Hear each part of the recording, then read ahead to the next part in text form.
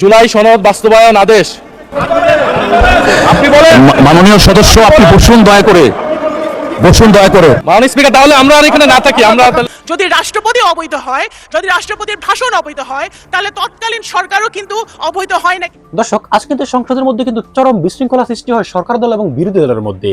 এক পর্যায়ে হাতাহাতির মধ্যে কিন্তু দুজন সংসদ সদস্য আহত হয়। এদিকে আজকের সংসদ অধিবেশনে নাহিদ ইসলামের পদত্যাগে ঝামেলা তৈরি হয়েছে। সরাসরি জামাতে আমির এবং বিএনপির এমপিদের মধ্যে মুখোমুখি লড়াই হয়। এই নিয়ে আজকের সংসদে উত্তাল পরিস্থিতি। এ যেন সংসদ নয়, একেবারে বাজার হাটে পরিণত হয়ে গেছে।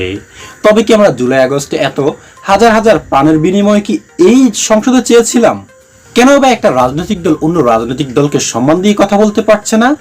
বিশেষ করে বিএনপির যে নেতাকর্মীরা রয়েছে, তারা যেহেতু এখন ক্ষমতায় রয়েছে, তাদের তো অন্ততপক্ষে এই জিনিসটা বোঝা উচিত ছিল যে সংসদের মধ্যে বিরোধী দলের সঙ্গে কিভাবে আচরণ করা দরকার। বিশেষ করে দর্শক, ডক্টর ইউনূস সরকার থাকাকালীন যে সংশোধনীগুলি পাশ করার জন্য সংসদে পাঠানো হয়েছে, সেগুলি নিয়ে কিন্তু এখন অনেক তর্ক বিতর্ক, বিশেষ করে জুলাই সনদ নিয়ে নানা রকম তালবাহানা করে কিন্তু সংসদের মধ্যে একটা বিশৃঙ্খলা সৃষ্টি করছে সরকার দলের কিছু এমপি মন্ত্রীরা। আর যার ফলেই কিন্তু দর্শক আজ সংসদ কিন্তু এতটা বিতর্কিত হয়ে গিয়েছে, যেটার কিছুটা অংশ বিশেষ দর্শক আপনারা ভিডিওর শুরুতে দেখতে পেয়েছেন। এবার দেখবেন বিস্তারিত। আর তার সঙ্গে আরো দেখতে পাবেন সংসদের মধ্যে কে কে বিশৃঙ্খলা করছে এবং কে কে জামায়াতে ইসলাম অর্থাৎ যারা বিরোধী দল রয়েছে তাদের ইঙ্গিত করে নানা রকম বিতর্কিত কথা বলছে। তাই দর্শক, আজ আর কথা বাড়িয়ে আপনার মূল্যবান সময়টুকু এখানে আমরা নষ্ট করতে চাই না। আগে আপনাকে সেই মূল ভিডিও ক্লিপটি দেখিয়ে নিয়ে আসি, যেখানে বিশৃঙ্খলা সৃষ্টি হচ্ছে সংসদের মধ্যেই। আমার ছোট ভাইরা তারাও ওই সরকারের সদস্য ছিলেন। কারো ছোট ভাই হিসেবে আমি এখানে আসিনি। সেই সরকারে আমাদের যারা নবীনরা ছিলেন, আমাদের ভাইরা ছিলেন, তাদের বিরুদ্ধেও আনফরচুনেটলি গত 1.5 বছরে দুর্নীতির অভিযোগ উঠেছে। আমি একটু ব্যক্তিগত কৈফিয়তের জায়গা থেকে কথা বলতে চাচ্ছিলাম। আমাদের মাননীয় সংসদ সদস্য ওনার বক্তব্যে বললেন অন্তর্বর্তী সরকারের সময় দুর্নীতির অভিযোগ, এবং এই সময় এই জায়গাতে অন্তর্বর্তী সরকারের আমি ছিলাম, কিছু সময়ের জন্য উপদেষ্টার দায়িত্বে ছিলাম, আরও 2-1 জন ছিলেন। আমাদের মাননীয় এখন বর্তমান পররাষ্ট্রমন্ত্রীও ছিলেন, অ্যাটর্নি জেনারেল ছিলেন। তো আমি তো নির্বাচনের বহু আগেই পদত্যাগ করে চলে এসেছি। এখন দুর্নীতির অভিযোগ যদি উনি বললেন, ওনারাই সরকারে আছেন, ওনাদেরকে এটা প্রমাণ করতে হবে। এটার প্রমাণ জাতীয় সংসদে যদি বলেছে, ওনাদেরকে এই প্রমাণ দিতে হবে নাহিদ ইসলামের নামে কি দুর্নীতির অভিযোগ উঠেছে, নাহিদ ইসলাম কোথায় দুর্নীতি করেছেন। মাননীয় স্পিকার, আমি সেই প্রমাণ ওনাদের কাছে চাচ্ছি। আরেকটি বিষয় মাননীয় স্পিকার, আপনার দৃষ্টি আকর্ষণ করছি, এখানে সবাই জনগণের ভোটে নির্বাচিত হয়ে এসেছে, সবাই নির্বাচিত প্রতিনিধি। হ্যাঁ, আমার বয়স 28, আজকে আমার জন্মদিন এবং আমি নবীন সদস্য, কিন্তু এখানে মাননীয় স্পিকার আমিও জনগণের ভোটেই নির্বাচিত হয়ে এসেছি। কারো ছোট ভাই হিসেবে আমি এখানে আসিনি। ফলে সবাই মাননীয় সংসদ সদস্য হিসেবে সবাই যে সম্মান মর্যাদা প্রত্যাশা করে, সবাই যেটা পায়, আমরা কিন্তু সেই একই জিনিস প্রত্যাশা করি। ধন্যবাদ। এটি আপনি মাননীয় স্পিকার দেখবেন। আপনার ধন্যবাদ। প্রতিমন্ত্রী শামা ওবায়েদ কারো নাম নিয়ে বলেন নাই, বলেছেন তরুণ সদস্যরা, কারো নাম বলে নাই, তো কারো নাম বলে নাই। আমাদের দেশের একটা দুর্ভাগ্য হলো, আমরা দেখেছি রাজনৈতিক দলের নেতারা বা নেত্রীরা ইতিহাস লিখতে চায়। যখন আমরা ইতিহাস লেখার চেষ্টা করি, যেমন আমরা দেখেছি গত ফ্যাসিবাদ আওয়ামী লীগ সরকার নিজের আপন মনের মাধুরী মিশিয়ে ইতিহাস বিকৃত করেছিল, সেই ইতিহাস যখন আমরা লিখতে চাই, তখন আমরা আপন মনের মাধুরী মিশিয়ে ইতিহাস লেখার চেষ্টা করি।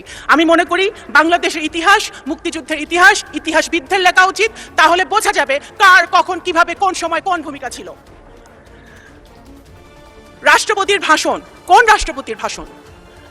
রাষ্ট্রপতি সেই রাষ্ট্রপতি যে রাষ্ট্রপতি আমাদের জুলাই যোদ্ধারা যারা শহীদ হয়েছেন, যাদের রক্ত দিয়েছেন 17 বছর ধরে, যে সকল বিএনপির নেতাকর্মীরা প্রাণ দিয়েছে, গুম হয়েছে, খুন হয়েছে, তাদের রক্তের বিনিময়ে আমরা যে 5ই আগস্ট পেয়েছিলাম, তারপরে যে ইন্টারিম সরকার এসেছিল ডক্টর ইউনূসের নেতৃত্বে, সেই সরকার যেই রাষ্ট্রপতি শপথ পড়িয়েছিলেন, সেই রাষ্ট্রপতির ভাষণ।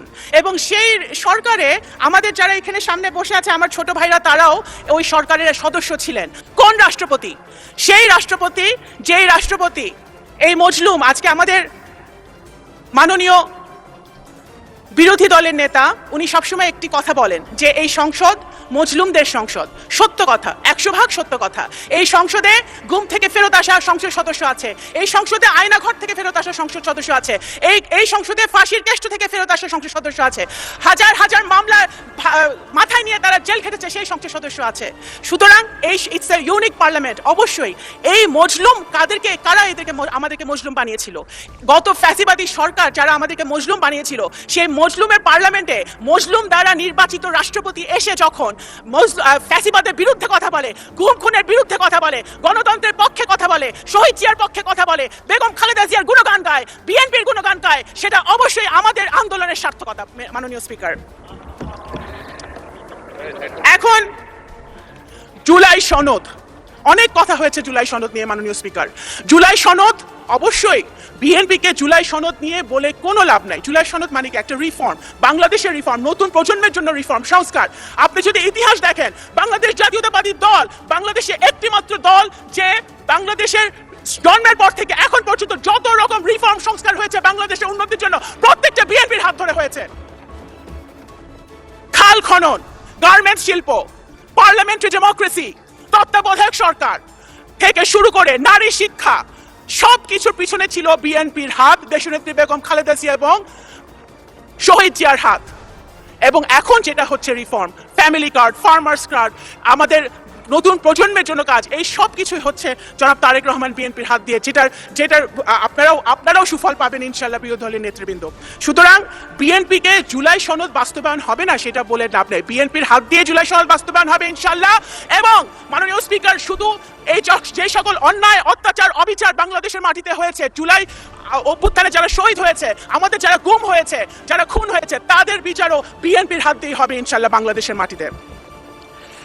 মাননীয় স্পিকার, আমরা খুশি, আমি ব্যক্তিগতভাবে আমি একজন রাজনৈতিক কর্মী হিসেবে খুশি হয়েছিলাম যখন আমাদের দেশের ছেলেমেয়েরা মাঠে নেমেছিল কোটার আন্দোলনে, একটা ইস্যুকে কেন্দ্র করে, দেশকে ভালোবেসে।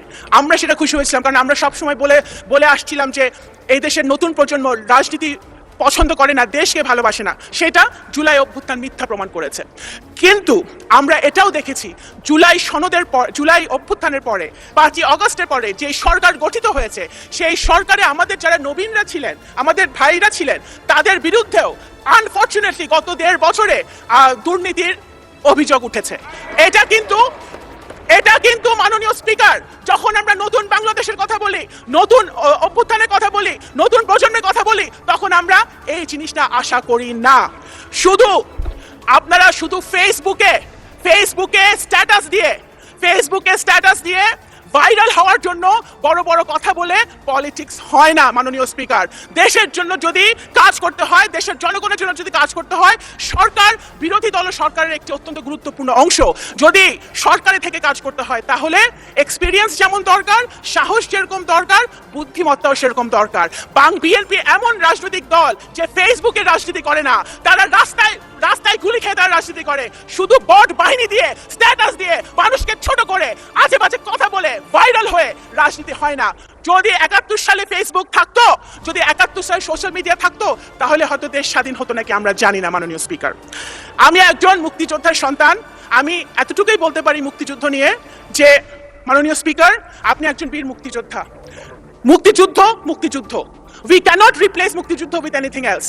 একদিকে মুক্তিযুদ্ধ, আরেকদিকে যত আন্দোলন হয়েছে এবং ভবিষ্যতে বাংলাদেশে যত আন্দোলন হবে, সবগুলো একদিকে, মুক্তিযুদ্ধ একদিকে, সবকিছু আরেকদিকে। মুক্তিযুদ্ধকে এবং আমি একজন মুক্তিযোদ্ধার সন্তান হিসেবে বলছি, এবং আমি রিলেট করি।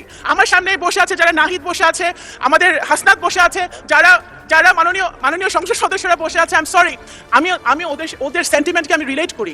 আমরাও চাই আমাদের সন্তানরাও, আমিও চাই যে আমাদের সন্তানরা একটি নতুন বাংলাদেশে বসবাস করুক, যেই বাংলাদেশে আইনের শাসন থাকবে, খুনের বিচার হবে, ন্যায় বিচার প্রতিষ্ঠা হবে। সম্মানিত দর্শক শ্রোতা, শুরুতে ভিডিওতে যে ক্লিপগুলি আপনারা দেখতে পেয়েছেন এবং তথ্যাদিগুলি জানতে পেরেছেন, এগুলো সম্পর্কে আপনার মতামত কি সেটা অবশ্যই আমাদের কমেন্ট বক্সে লিখবেন এবং অবশ্যই ভিডিওতে একটি লাইকও দিবেন। এছাড়াও দর্শক, সংসদে এখন যে বিষয়গুলি ঘটছে একের পর এক, এখানে কিন্তু দর্শক উভয় দলেরই কিন্তু কিছুটা লেগলেন্সি থাকতে পারে। বিশেষ করে দর্শক, সরকার দলের এখানে বোঝা উচিত ছিল যে সংসদে যে কথাবার্তাগুলি হবে, এমনকি যে প্রস্তাবগুলি রাখা হবে, সেগুলা যদি ন্যায় এবং অন্যায়ের পক্ষেও যায়, সরকার দলের এমপি মন্ত্রীদের এটা বোঝা উচিত ছিল যে তারা সরকারে রয়েছে, সেক্ষেত্রে তাদের একটু ধৈর্য সহ্য ধরে কিন্তু থাকা দরকার ছিল। বিশেষ করে এনসিপি নেতাকর্মীরা এবং জামায়াতে ইসলাম যে প্রস্তাবগুলি সংসদে রাখছে সেগুলি কিন্তু সরকার দলের এমপি মন্ত্রীরা কিন্তু সহজে মেনে নিতে রাজি হচ্ছে না। আর যার দরুনেই কিন্তু দর্শক এই বিশৃঙ্খলাগুলি সৃষ্টি হচ্ছে সংসদের মধ্যে। আর তাই কিন্তু জামায়াতে ইসলাম অর্থাৎ 11 দলীয় যে জোট রয়েছে তারা কিন্তু ইতিমধ্যে কিন্তু 2বার কিন্তু সংসদ থেকে কিন্তু ওয়ার্কআউট করে ফেলেছিল। আর এই বিষয়গুলো কি কখনোই কি দেশের শান্তি শৃঙ্খলাকে বজায় আনতে পারবে? অবশ্যই না। কারণ দর্শক, যেখানে সংসদের মধ্যে এরকম বিশৃঙ্খলা সৃষ্টি হচ্ছে সেখানে দেশের শৃঙ্খলা কোত্থেকে আসবে? তাই অন্ততপক্ষে যারা সরকারে রয়েছে তাদের এই বিষয়টা বোঝা উচিত থাকা দরকার যে এই সংসদ অধিবেশনকে সুন্দর করে চালিয়ে দেশটাকে সুন্দর করে গঠন করার জন্য অবশ্যই কার্যকরী ব্যবস্থা নেওয়া দরকার সরকার দলকে। সম্মানিত দর্শক শ্রোতা, আপনি কি আমার কথার সঙ্গে একমত? তবে অবশ্যই আপনার মূল্যবান মতামতটুকু জানাবেন আমাদের কমেন্ট বক্সে। এবং সরকার দলের এই মুহূর্তে কি করা উচিত দর্শক সেটাও লিখে যাবেন আপনাদের মূল্যবান মতামতটুকু হিসেবে। আজ এ পর্যন্তই। ভালো থাকবেন সকলে, আশা করি। খোদা হাফেজ।